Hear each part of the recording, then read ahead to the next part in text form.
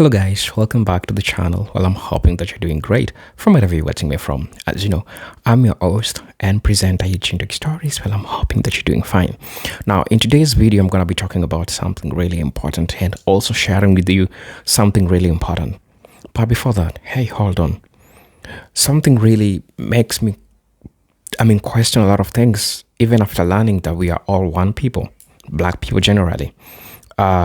I see divisions across the internet. We have people recognize themselves as foundational black Americans. We have the adults, and all these segments of black people that we are all playing according to the playbook of the oppressor. They just want us to be divided.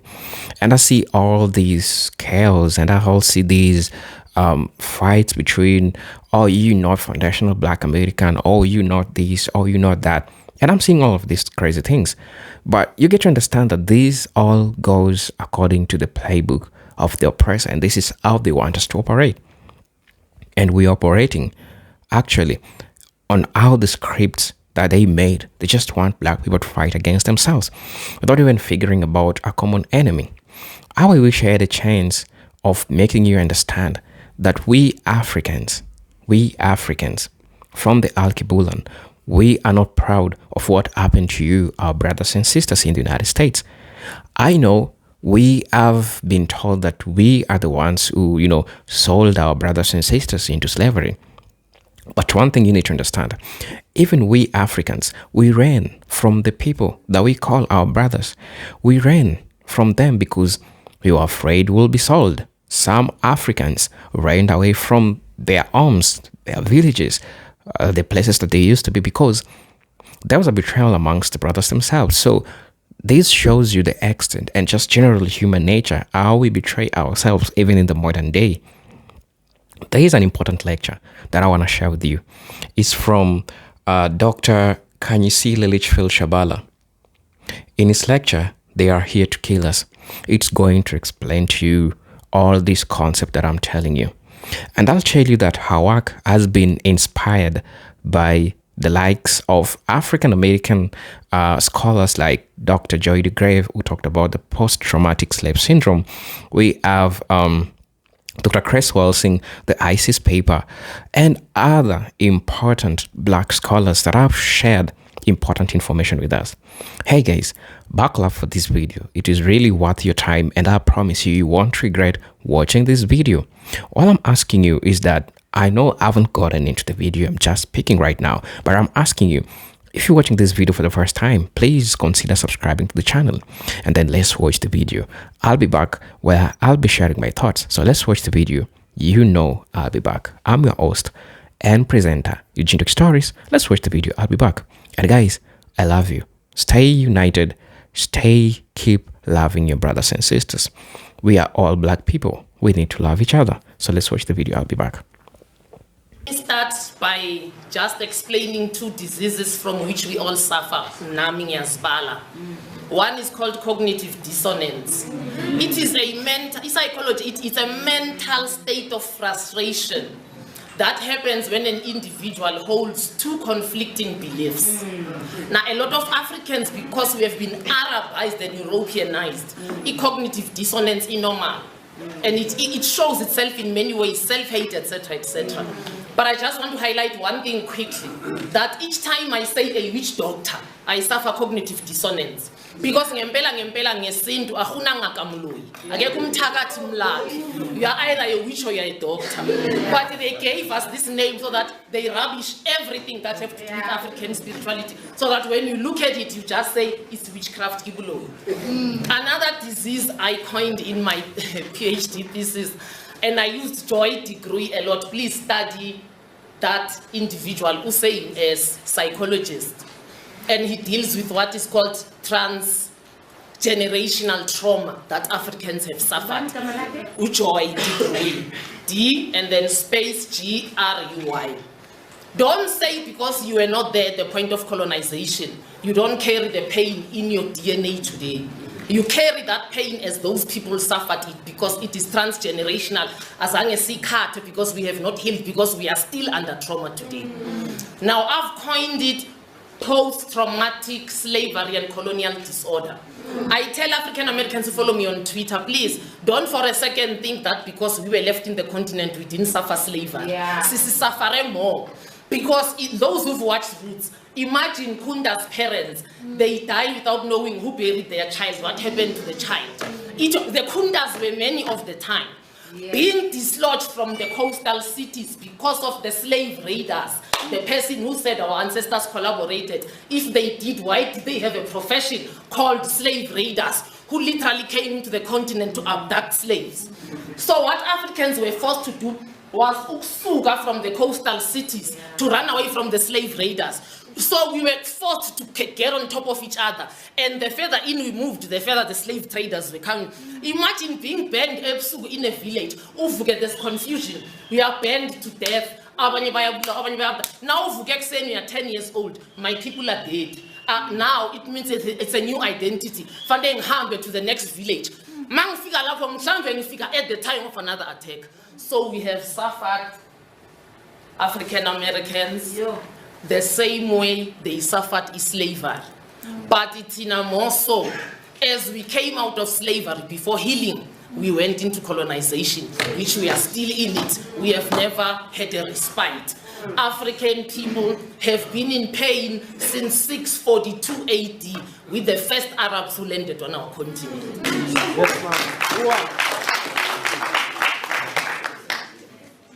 So, the aim when I prepared was not to elaborate on the diseases. I was just supposed to highlight them and then move on to what I've called in my talk undertones of the message. So as I continue talking, please look for these things that I've called undertones. The first one, surprise, surprise, is by a German called Goebbels.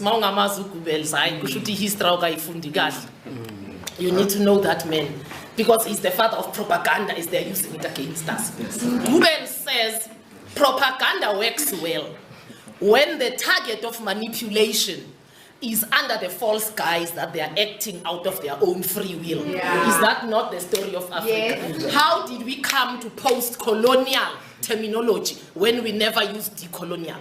Since we decolonial, post-colonial.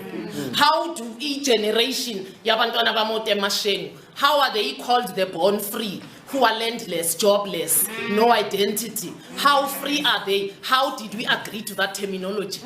Now, Goebbels says it works better if the objects of manipulation believe that they are acting out of their own free will. The second undertone I want you to think of as I talk is by Ubaba Nkrumah himself, and it is from his handbook on revolutionary warfare. He says to justify its policies, because they know it's rotten policies, to justify its policies, imperialism has had to resort to all sorts of propaganda types against the oppressed, highlighting and exploiting. I'm adding, they are so-called differences, because for me they are not really differences. Based on religion, I don't know why we are fighting about religion in the first place. Mama Africa are spiritual people. It's a talk for another day. The difference between spirituality and religion is like north and east, they will never meet. But okay, they use that. That's why in Nigeria there are 3 wars going on now, and one of them is based on religion, and it's Boko Haram. So they do that against us based on religion, based on color, who's lighter, who's darker. I've never understood the black skin is the most beautiful skin. Sometimes I am not proud that my father was colored, because I so want that navy. You know, the skin is mnyama, that is navy blue. That's the most beautiful skin you can ever have. But they exacerbate those differences where the lighter skinned ones think that they are better than the darker skinned ones. And another undertone, this one is very important, is by a Polish woman called, her surname is Tylus, if I'm pronouncing it right, T-Y-L-U-S. That's right, ma'am. Yeah. Uthi, and talks about culture. Uthi, the role of culture in development has been misunderstood thus far, because it has only been relegated to social development. She says, on the contrary, culture is the apex of economic development. All nations that have risen and become great nations have done that because they have a singular unifying culture. Akuna ngabaza. Thola ukuthi nje the culture is clear, one, they are united. Look for that undertone as I talk. The last one is to define 4 things quickly. The first one is time frame. I argued in my thesis that Africans shouldn't count time as Abelungu count time, you see. They have BC, which is before Christ. And then some of us call it BCE, before the Common Era. And then they say AD, Anno Domini, after Christ. We say CE, Common Era. But for me, even then, we shouldn't count time like that. Because, Tina, we never had the Dark Ages. They are our Dark Ages. We only...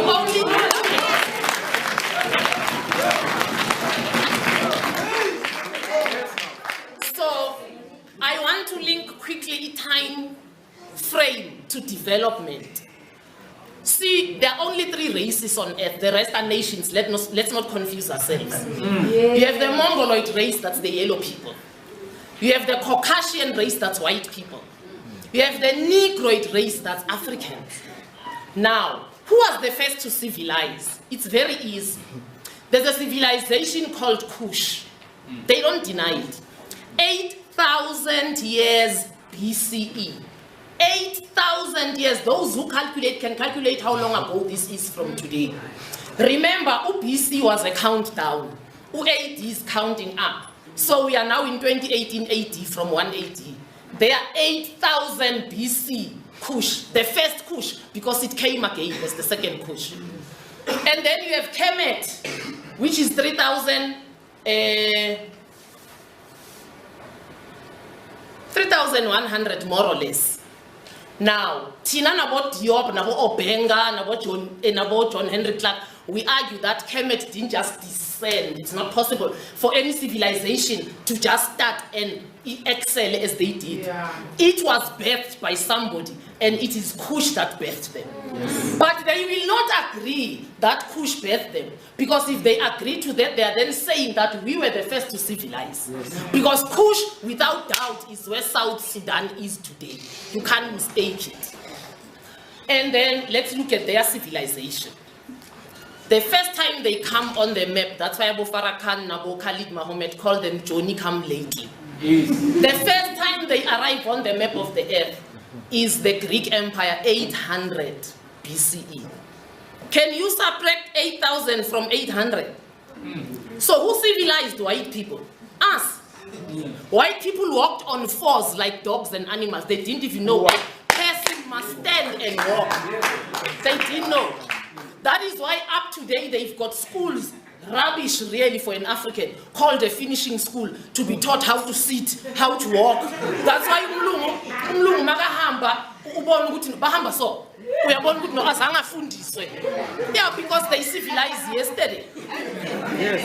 They are not natural people on the earth. Yes. They are born by climatic default. It's a fact. Yes.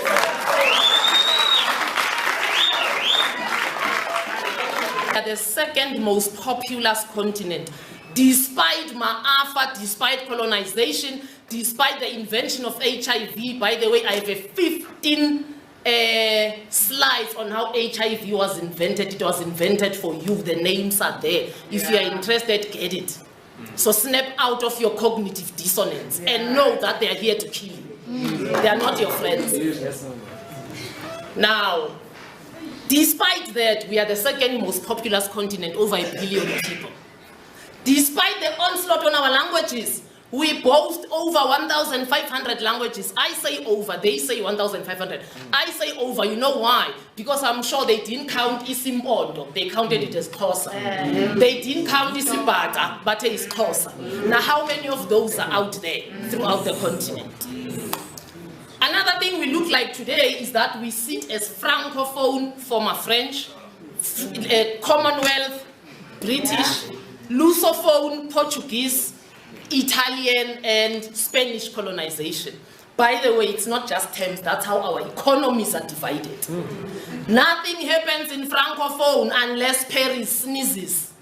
Nothing happens here, don't fool yourselves.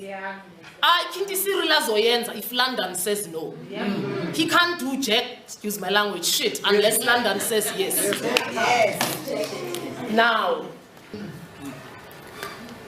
Now, let's go to how did we come where we are today? Oh, quickly, what is an African? I love Mazrui. Umazrui uti, there's an African by soil and blood. That's us.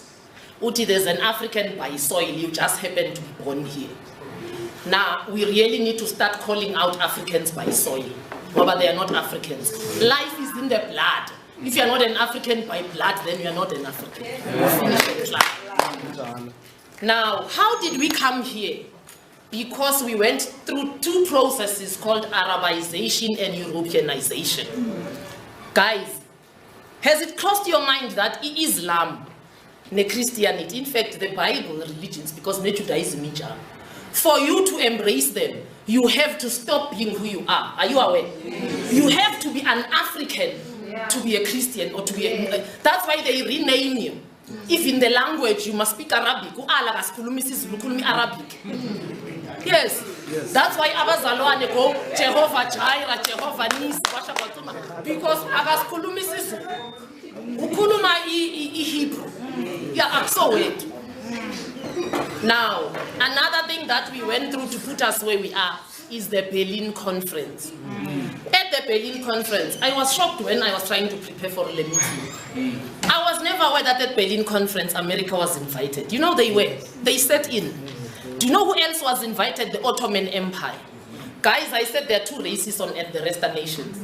Doesn't it strike you that these two races have already ran a slave trade on us, colonized us at different angles of the time? And that even in the Security Council today, they are there. They had to call China to sit there. I know we love them, but hey, they remain Mongoloid. They are not African. Now, the Ottoman Empire was called because that was the highlight of the Arabs at the time, to sit in at the Berlin Conference. They had a 5-meter map of Africa. No names, except 5 meters width and length. No names. What does that tell you? They had no intention of knowing this continent because the kingdoms were already there. My brother counted them, I don't need to. That map was there because they were clear that they are going to reinvent you and remodel you, which is what they've done. Now, what else happened for us to land here? When we started gaining the so-called independence, our leaders said we don't want to open the Pandora box. Asifuna ukuyele emuva, do away with the borders and whatever. My humble question is, why is it that history got reversed in Eastern Europe so quickly? So quickly. So quickly, but in Africa, no, you can't reverse history. And where they do reverse it like they've done in North Sudan and South Sudan, are you aware South Sudan is smaller than North Sudan? Yes. How does the settler get more land than the Aboriginal, than the indigenous people? Because they didn't use the land of our forefathers, they used the colonization map in the first place to do that. Oti Unkruma in the handbook, what else has happened to us to be where we are? We have agreed, we have put ourselves at a corner where we say Western parliamentary democracy and the political party system are the only way that we can be governed. Kanjani? Kanjani? How? Yeah. Secondly, we have allowed ourselves to be client states, and we call that post-colonialism. That's us now. We are not talking about the past, Hitler. We have allowed ourselves to get military support. Are you aware, as you and me sit here, how much foreign military is deploying in Africa, people? AFRICOM, USA alone is taking over Francophone countries. I don't know what is your Vuganini. Silwe nini, ngoba ma-Africa afuna uqoqa wafuna ukulwa. Asifuni ibhamu. We want to negotiate. They are not negotiating. The militaries are here. I thank Southern African countries because currently they are still saying no. Not in the West and in the East. These people are beginning to own. AFRIFOM, Neo-Cheka Africon, Yase US, Yotongabala, France and the others. Another thing we have allowed to do is to live by aid or handouts. Hey, what's up, people? How you doing? You've learned from the video, right? You've gotten the value because I know you could see the works of people like Joy DeGrave. You could see the works of people like Dr. Chris Welsing and other Black scholars that have shared really important topics about all these factors that we are playing according to the script of the oppressor, because this is how they want us to always fight. And understand your power as a Black person and reclaim it, right? I have a presentation as usual that I would really like to share with you, just breaking down, making us having discussions in regards and around this.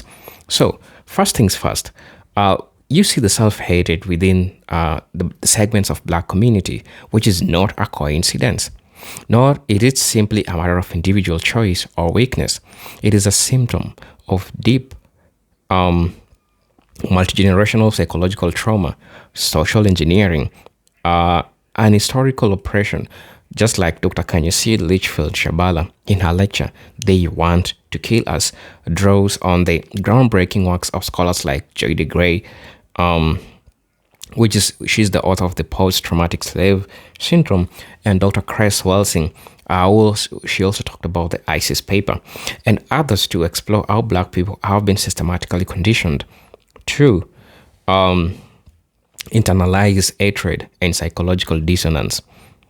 So this analysis is going to explain how these factors, the psychological dissonance or the cognitive dissonance, is affecting the mental discomfort or psychological conflict experienced when all contradictory beliefs or values, particularly when realities conflict with internalized ideas. I'm your host and presenter, Agentic Stories. So let's learn together. Let's discuss these issues.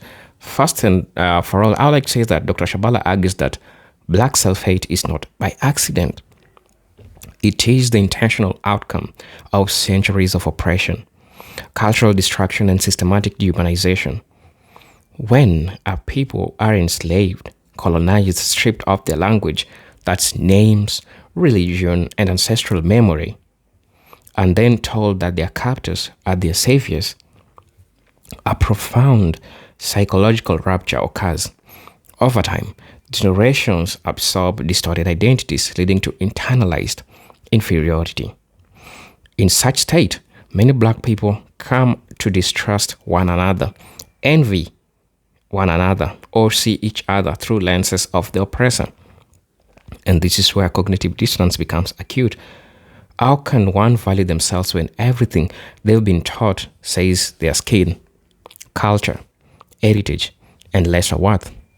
You understand why, even back in Africa, we still have people, our sisters, some of our brothers, who still bleach their skin, because what they were taught was that being Black is not desirable, whereas being brown or being lighter is more desirable, right?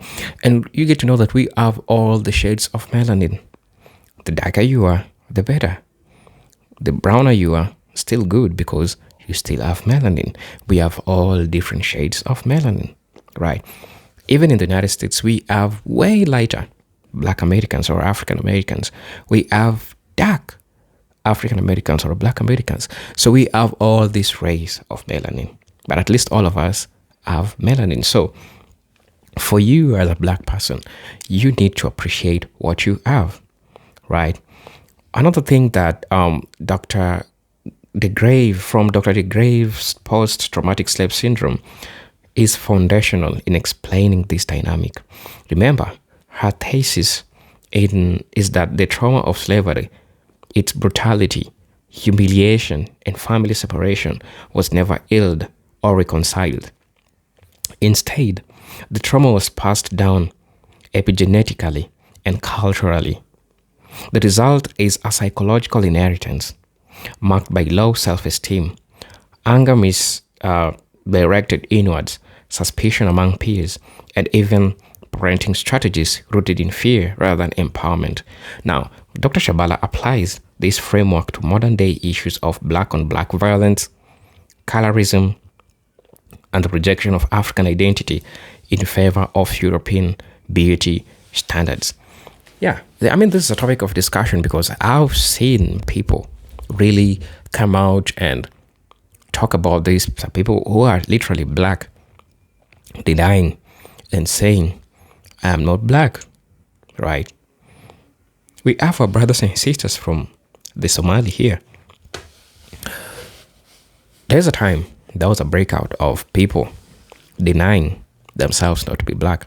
But of course, ain't nobody's gonna be forcing you to be black. But at the end of the day, I think it's imperative for you to know the truth and understand your history and understand the intersection between all these. People need to appreciate who they are.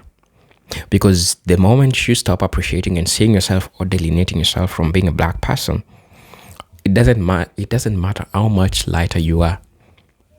Being a black person, it should teach you your history, where you came from, how your ancestors came to be, and who you really are right now, and how is this affecting you. That's why we have history. And you need to look at the history that you're also learning, because some history are whitewashed. That's why you're saying people will come out and say that they are not black. And it's important, really, because you need to understand that the moment you're denying that, you're playing into the book of the oppressor. And you're just going really according to the script that they gave you or they provided. Dr. Frances Cress Welsing contributes to this analysis through her exploration of white supremacy as a global system designed not just to dominate, but to annihilate black identity. Remember, in the ISIS paper, she describes how racism is fundamentally a psychological war and how symbols, media, and institutional behavior are all geared towards one goal. One is ensuring the survival of what genetic material by suppressing blackness. Remember, Dr. Shabala synthesizes with a central argument that they are here to kill us, not necessarily with bullets alone, but through mental genocide, spiritual degeneration, and cultural erasure, like not literally. They are here to remove all these original things that belongs to black people, including our spirituality, including the power that we have, because we need to understand the core values that we have the power to do some things. Remember, Africans, black people generally, lived with their own way of worshiping God, their own ways of harnessing power, their own ways of predicting, their own ways of seeing an impending danger. That's how we Africans lived. And it is God who gave us this power. And so when the white man came, they started distorting this by making us feel like we are doing nothing and we should be doing something that to them, they feel like is great and even more greater than what we're doing. I'm also going to be talking about how this cognitive dissonance manifests in how black people engage with institutions and systems built to destroy them. Many are taught to love those who hate them, trust those who exploit them, and blame themselves for the very conditions imposed upon them.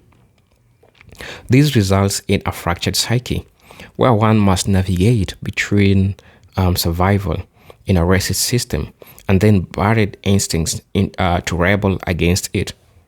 The friction between these competing forces creates immense psychological stress, which often spills out in self-destructive behaviors, whether through substance abuse, self-sabotage, or lateral violence within the community.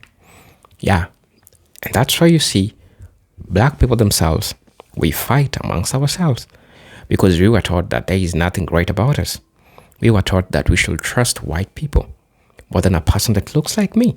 Perfect example, when an African immigrant goes to the United States, and I think you've heard these stories.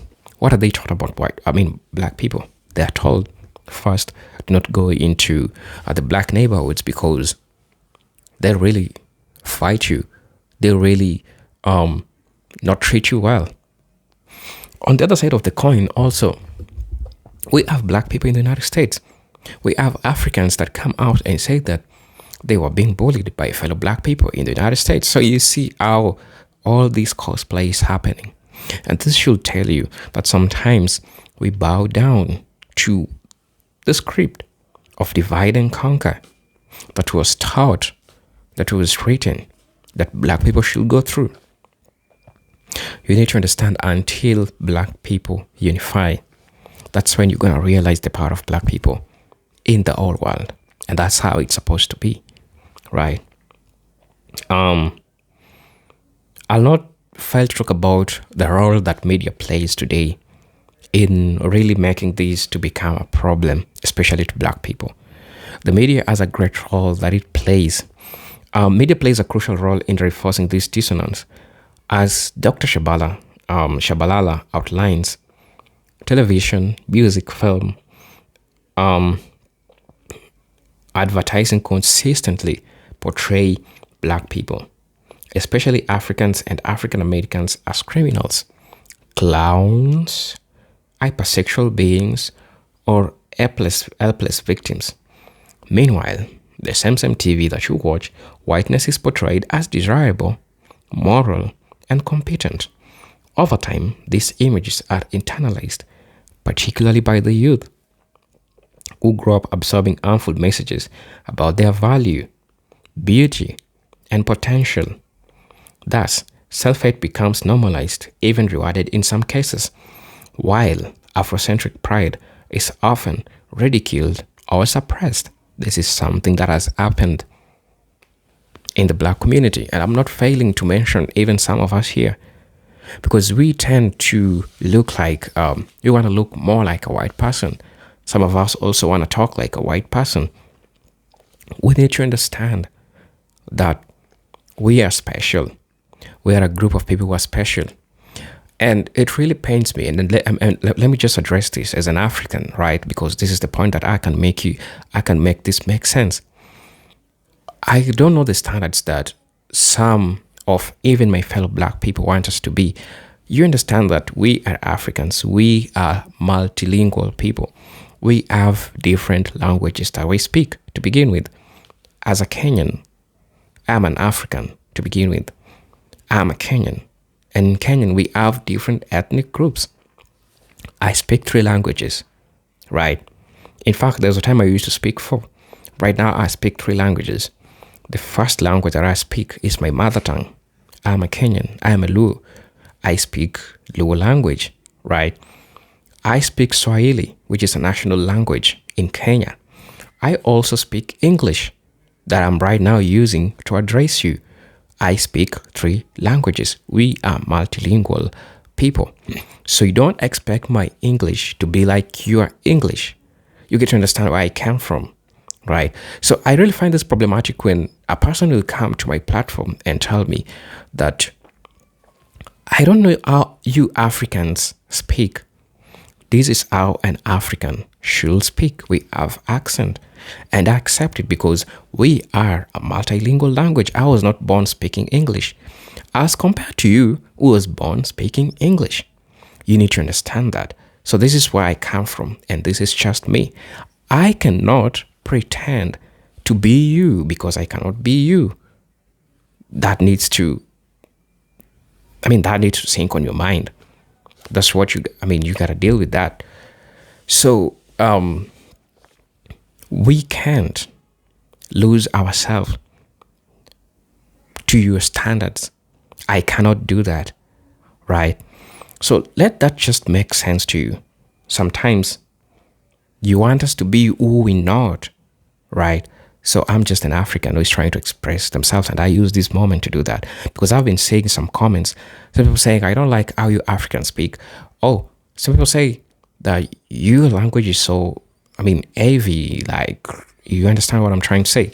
So these are the things that happens.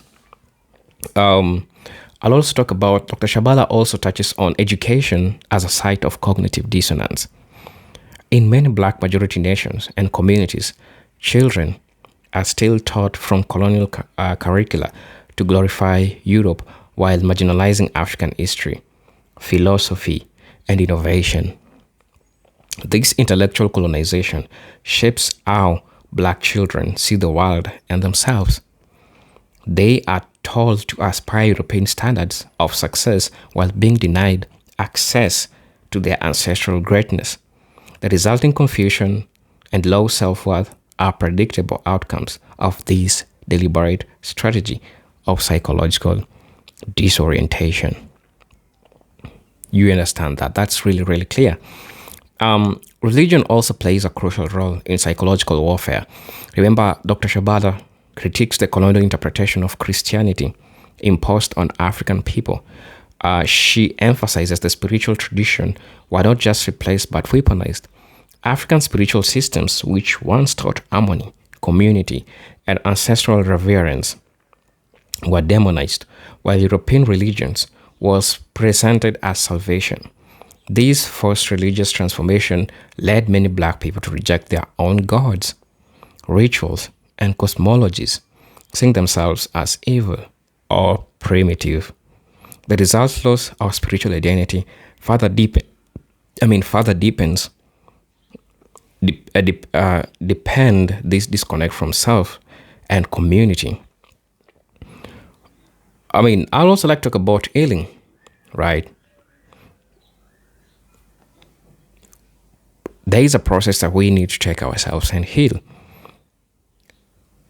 It must be political and collective. Dr. Shabala calls for return of African-centered education, rituals, values, community structures. She also emphasizes on the importance of unlearning colonial lies and reconnecting with ancestral wisdom. Only through such decolonization can the black psyche begin to heal from centuries of trauma. This process is neither quick nor easy, but is essential for liberation. There are a couple of things that I could say, but I just want to stop it from there. If you're watching me for the first time, you know very well that I'm your host and presenter, Agent Stories. I'm just asking you to subscribe to the channel. And please, please, please, I'm saying thank you again. I don't take you, all my viewers, for granted. I appreciate you all.